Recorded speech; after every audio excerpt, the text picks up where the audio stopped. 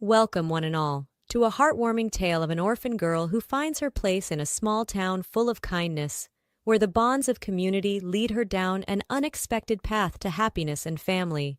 Enjoy watching. Sarah looked at the tiny old house. Yes, it was far from a mansion, but she was insanely grateful for it. After leaving the orphanage, she had been shuffled around from office to office for nearly 3 years, before finally being given a place to live. It was fortunate that the orphanage doesn't abandon its own. That's how she had lived, staying with one family, then another. When they told her there was only a house available in a small town, Sarah initially protested. But the bureaucrat, smirking slyly, told her that if she wasn't satisfied, she'd have to wait another year or two. Sarah agreed. No problem, people live in small towns too.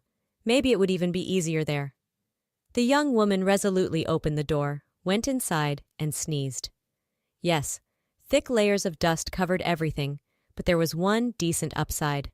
The house was partially furnished. Rolling up her sleeves, she began cleaning. Not even half an hour later, there was a knock at the door. Sarah called out a frightened, "Yes!" Of course, she wasn't expecting anyone. At the threshold stood a woman of about 45, smiling warmly. "Hello there. I was wondering who was tending to the abandoned house."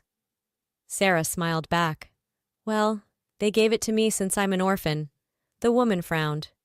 "How's that? It's barely habitable." "Oh, what a world we live in. I'm Ruby J. Grimes, or just Aunt Ruby." The woman stepped forward, looking around. "How will you live here? It's a total nightmare." Sarah shrugged. "Well, I don't have much choice, so I'll gradually clear out, and repair things." "Yes, repair. You know what? You keep at it for now, and I'll rally my family. Together we'll get this done faster." Sarah tried to stop Ruby. She said she could do it slowly herself since she had no money to pay anyone. At the mention of money, Ruby paused. "Let's get one thing straight. I'll only let that slide this once. And that's only because you haven't seen real life yet. In our small town, we're one big family. So don't even bring up money. Here, people are open. If they want to help, they offer help. If they want to sell, they say so. Got it?" Sarah nodded. "Yes." "Good girl. But you still haven't told me your name." "Sarah." "Nice name. Okay, we'll be back soon." Ruby disappeared through the door as swiftly as she had arrived. Sarah even blinked a few times to understand that this was really happening, and then she smiled. She felt so lighthearted. Very soon, the door opened again without knocking. "Meet my husband, Mike. He'll see what needs fixing around here.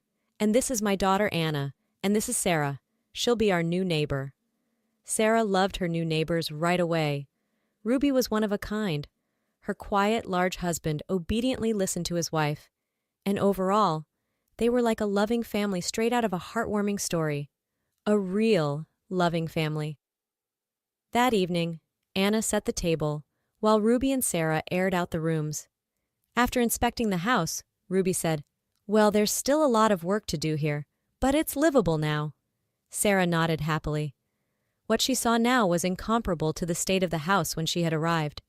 Anna had brought over some pretty little napkins and towels, making Sarah's new home feel cozy. They had dinner together. Ruby talked about the town's residents and how plentiful the local berries and mushrooms were. Mike just grunted in agreement. "Don't you worry, Sarah. We'll find you a job too, and a husband." Sarah laughed. "Oh, come on. Why would I need a husband? I'd rather be single." "Why? That's how it's meant to be. People start families, have kids, live together, and help each other." Sarah waved her off. "Oh, that's maybe one case in 1,000. Most people just split up and abandon their kids." Ruby sighed. "I don't know what happened in your family, but don't think that's the norm. Although you'll understand once you live here a while." And Sarah really did settle in quickly.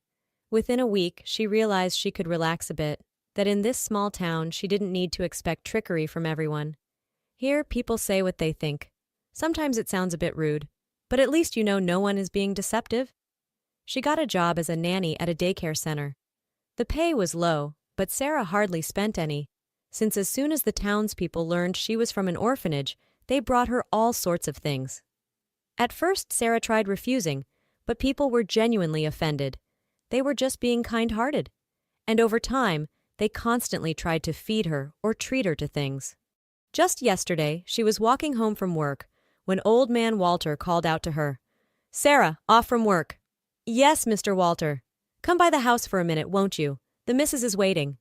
Sarah sighed and headed for the gate where Walter's wife was waiting. "Here, Sarah, the cucumbers and tomatoes really did well this year. Take these, and if you can't eat them all, can them for winter. You know how good pickles are in the wintertime." Mrs. Walter noticed Sarah's horrified look at the 2 buckets full of vegetables. "Don't you worry now, dear. Walter will help you carry them." In the 2 months Sarah had lived in the small town, she had learned a lot. First, she, Ruby, and Anna had planted her whole vegetable garden after Mike tilled it with his tractor.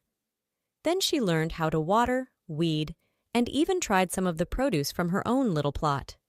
She learned not to wake up when Ruby's crazy rooster flew over to her fence right under her bedroom window, crowing his songs. The next day was Sarah's day off, and she decided to spend the whole evening canning vegetables. The old lady was right. Everything would be useful in the winter. In the evening, Anna stopped by. "Mom sent you some mushrooms." "Oh, are the mushrooms out already?" Anna chuckled. "Of course they are. There's a huge forest right behind your garden. If you go, don't wander too far. It goes on forever." Early the next morning, Sarah took a basket she had found in the attic and headed for the woods. Her mood was wonderful. She had never picked mushrooms before, though she knew how it was done. The scenery was indescribably beautiful. Low-lying fog in the hollows, the sun rising behind the trees. Sarah could barely contain her delight, silently thanking once again the bureaucrats who had economized on her housing situation. And despite being short on sleep since vehicles had raced up and down the roads all night in their little town, she didn't regret getting up so early. She found the first mushroom right at the edge of the woods and immediately understood a mushroom hunter's thrill. Within 2 hours, her basket was full of small, firm, white mushrooms. Sarah looked around regretfully. There was so much more out there. Over by those bushes was a little marsh with last year's lingonberries.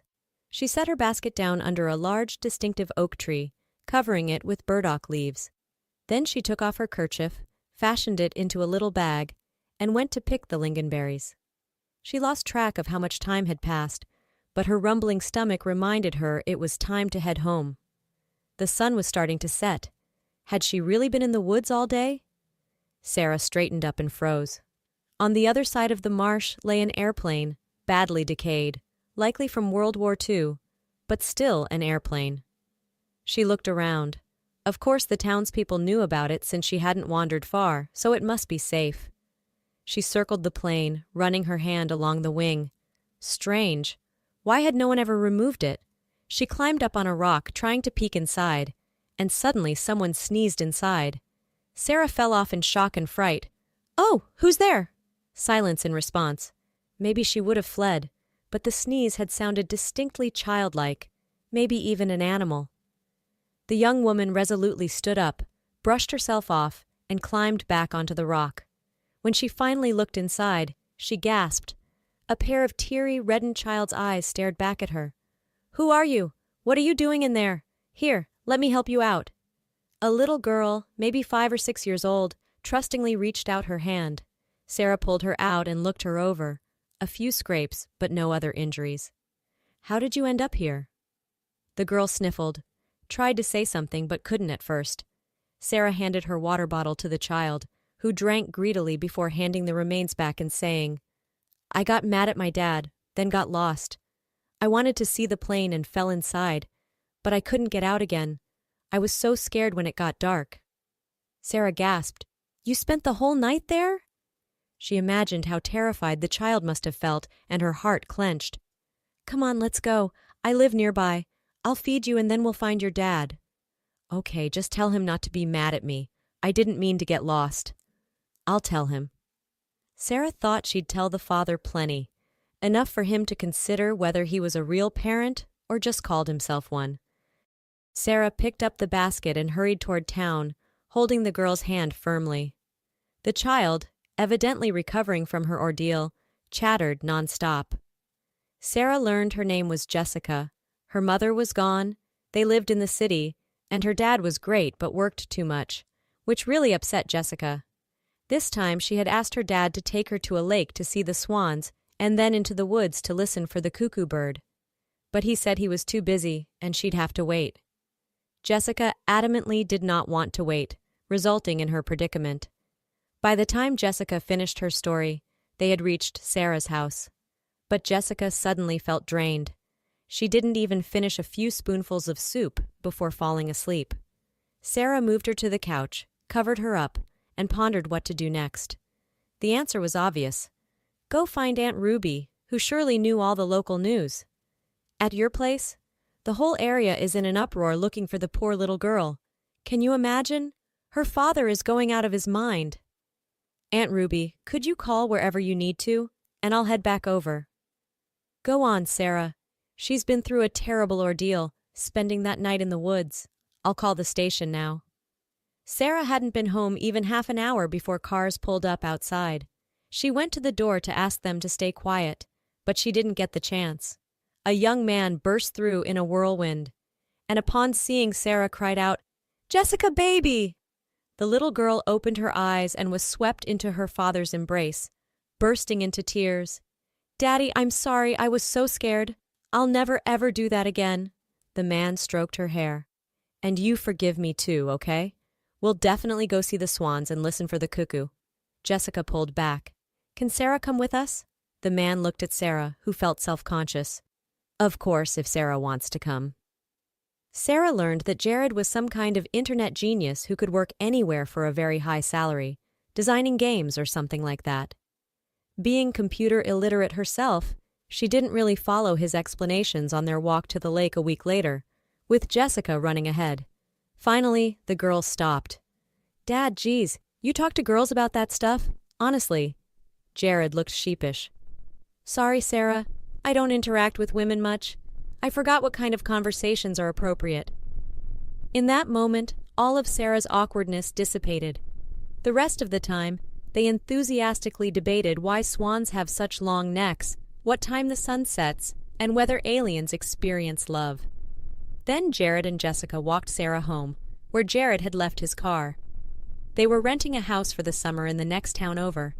They lingered a long time, with Jessica not wanting to let Sarah go, and Jared holding her hand perhaps a bit too long before they finally drove off.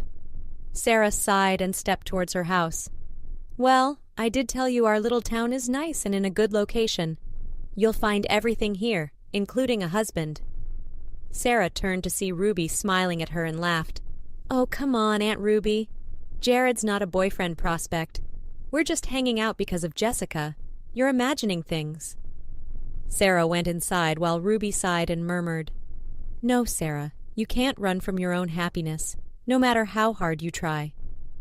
And a year later, Sarah and Jared came to town to ask Ruby to be the godmother of their newborn daughter, something little Jessica had expressly requested.